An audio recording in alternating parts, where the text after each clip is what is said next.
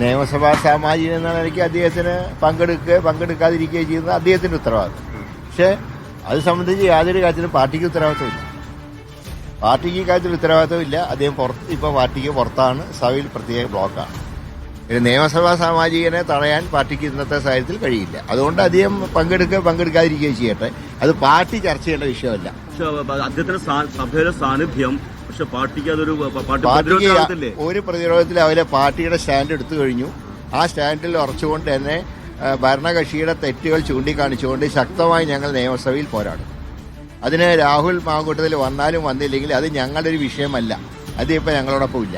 പക്ഷെ ധാർമ്മികത എന്നൊന്നുണ്ടല്ലോ, ഒരു പാർട്ടിക്ക് ധാർമ്മികതയില്ല. കാരണം ചെയ്യേണ്ട ചുമതല പാർട്ടി നിർവഹിച്ചു. ഒരു പരാതി പോലും നിലവില്ലാതിരുന്നിട്ട് പോലും ശക്തമായിട്ടുള്ള സ്റ്റാൻഡ് പാർട്ടി എടുത്തു. കോൺഗ്രസ് പാർട്ടിയെ പോലെ ഇക്കാര്യത്തിൽ സ്റ്റാൻഡ് എടുത്തിട്ടുള്ള ഒരാളുമില്ല. അത് പറയാനുള്ള ഒരു യോഗ്യതയും ഭരണകക്ഷിക്കില്ല. കാരണം സ്ത്രീ പീഡനത്തിന് പ്രതിയാക്കപ്പെട്ട ആൾക്കാരാണ് സഭയിലിരിക്കുന്നത്. പക്ഷേ ഞങ്ങൾക്കത് നോക്കേണ്ട ആവശ്യമില്ല. ഞങ്ങളുടെ അംഗത്തിനെ കുറിച്ച് ആക്ഷേപം വന്നപ്പോൾ പാർട്ടി ശക്തമായി അതിന് നടപടിയെടുത്തു. അതുകൊണ്ട് തന്നെ ധാർമ്മികതയുടെ പ്രശ്നം ഞങ്ങൾക്കല്ല, അത് LDF-നാണ്. പക്ഷെ ഇപ്പോഴത്തെ സാഹചര്യത്തിൽ രാഹുൽ മാറി നിൽക്കുന്നതിൽ പാർട്ടി ഗുണം ചെയ്യുക. അല്ല, രാഹുൽ വന്നാലും വന്നില്ലെങ്കിലും ഞങ്ങളുടെ വിഷയമല്ല. ഞങ്ങളുടെ ചുമതല ഞങ്ങൾ നിർവഹിച്ചു കഴിഞ്ഞു.